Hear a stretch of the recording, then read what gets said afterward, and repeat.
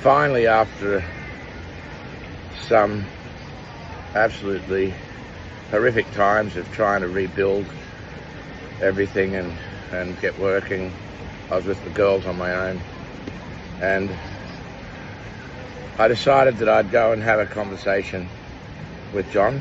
After he'd asked me earlier, you know, would you like to see me again, da, da, da, da, da. And I said, no, not then.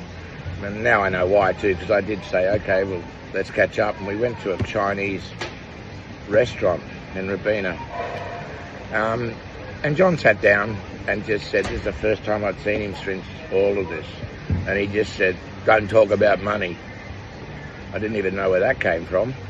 But it sounded like it was Judy in the background or something, had to have presumptions, and he was really like not very nice at all, arrogant, rude, hurtful.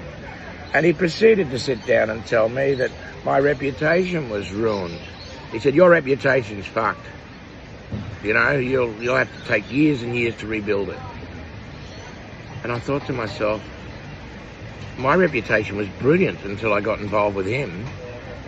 Anyway, he then proceeded to tell me I wasn't really a talent, and also, you know, really quite horrible, ruthless, nasty things, just disregarding, arrogant, rude. And he just tore strips off me like a true narcissist. He really went for it over this lunch.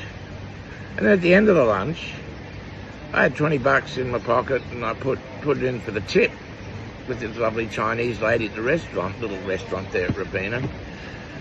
And I put it in the jar, you know, and he took it out and said, oh, no, and he put it in his top pocket. So he didn't want to tip the lady. I put $20 in to tip her, and he just took it back and put it in his top pocket.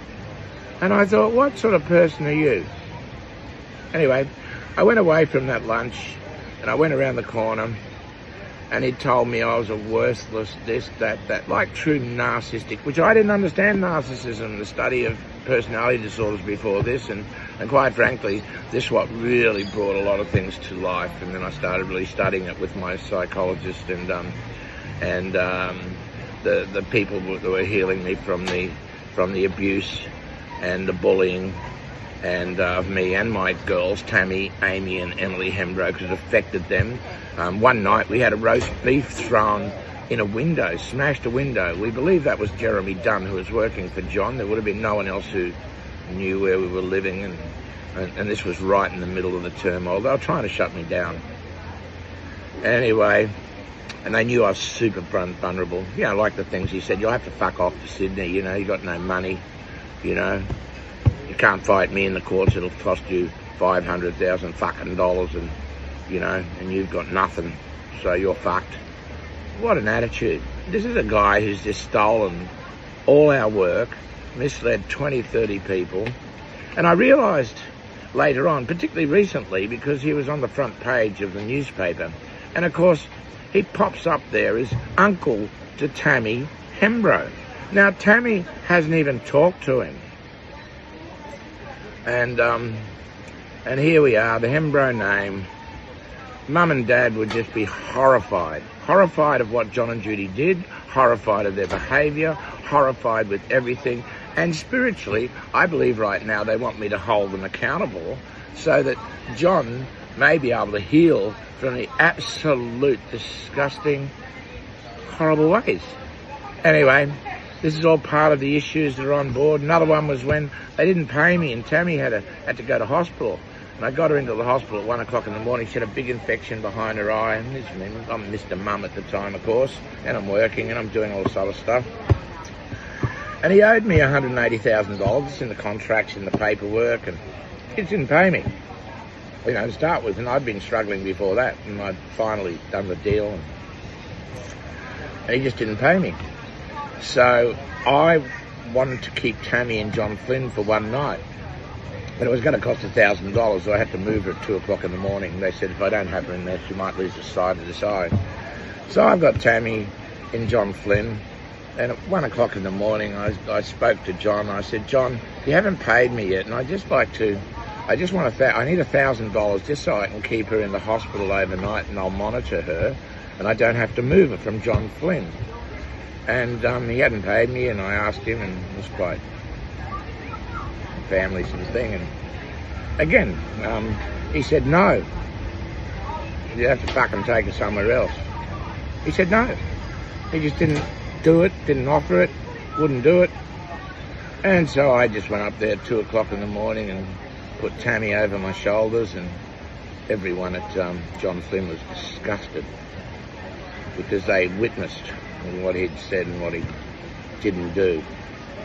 And me personally, I wouldn't know, no enemy would do that, let alone here's my little darling Tammy. All right, what a prick. See, this is when I have to watch what I'd say. On a personal level, I'd like to just express my own personal feelings. He is a fucking useless cunt. Him and his wife are really narcissists. They are sick puppies, and that's no reason to destroy me and my family.